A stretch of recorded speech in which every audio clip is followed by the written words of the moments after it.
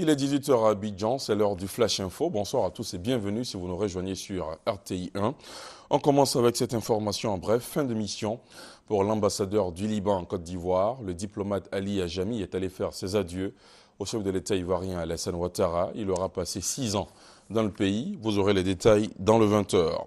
Lui, il a pris part à Londres au 39e sommet du G8. Le Premier ministre ivoirien a participé aux travaux du sommet consacré cette année à la sécurité alimentaire. Daniel Kablan-Duncan a représenté à cette rencontre le président ivoirien Alassane Ouattara. Il a assisté samedi à la conférence du G8 sur la sécurité alimentaire.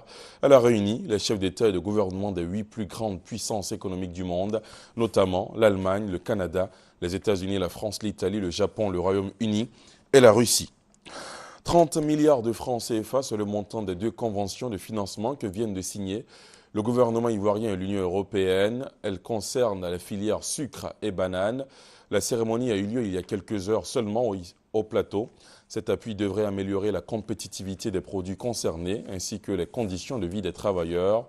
Il pourrait aussi lutter contre la disparition des plantations villageoises. L'actualité, c'est aussi les élèves de 3e face aux épreuves écrites du BEPC depuis ce matin. Ils sont plus de 308 000 candidats repartis dans 1750 centres. Les épreuves en vue sont le français, les mathématiques, l'anglais, la science physique et la langue vivante 2.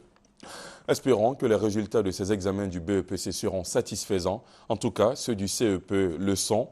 On les connaît depuis ce mardi. Le taux de réussite est estimé à plus de 67%. Contre 56% l'année dernière. On y reviendra dans l'édition complète. À l'étranger, les pourparlers se sont poursuivis aujourd'hui à Ouagadougou entre le régime malien et les rebelles Touaregs.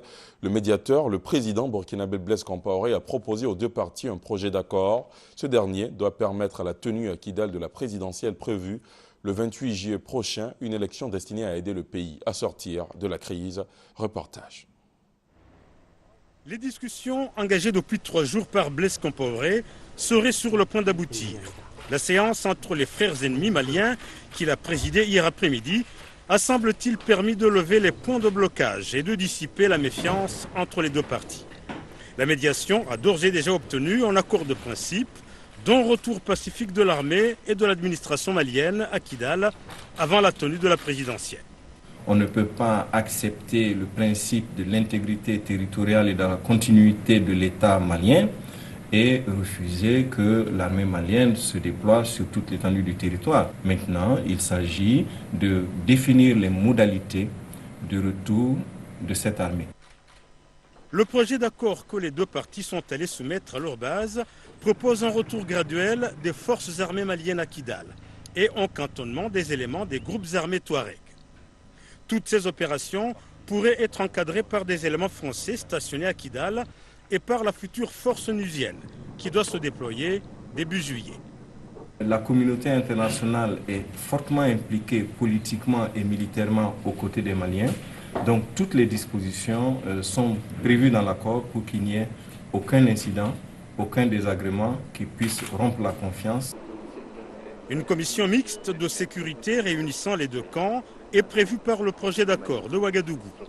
Elle devrait se mettre rapidement au travail pour déterminer les modalités de retour de l'armée avant le 28 juillet, date retenue pour l'élection présidentielle.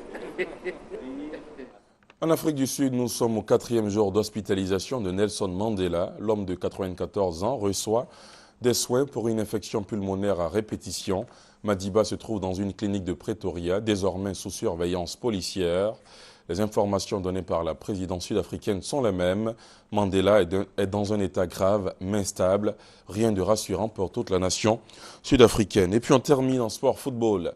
Le sélectionneur des éléphants de Côte d'Ivoire, Sabri Lamouchi, face à la presse ce mardi, il a décrypté la victoire de ses poulains face à la Gambie, 3-0 samedi dernier.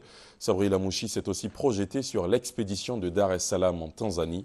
Vous l'entendrez ce soir. Et c'est ici qu'on s'arrête pour ce Flash Info. Merci de l'avoir suivi. Prochain rendez-vous avec l'information à 20 h. À tout à l'heure.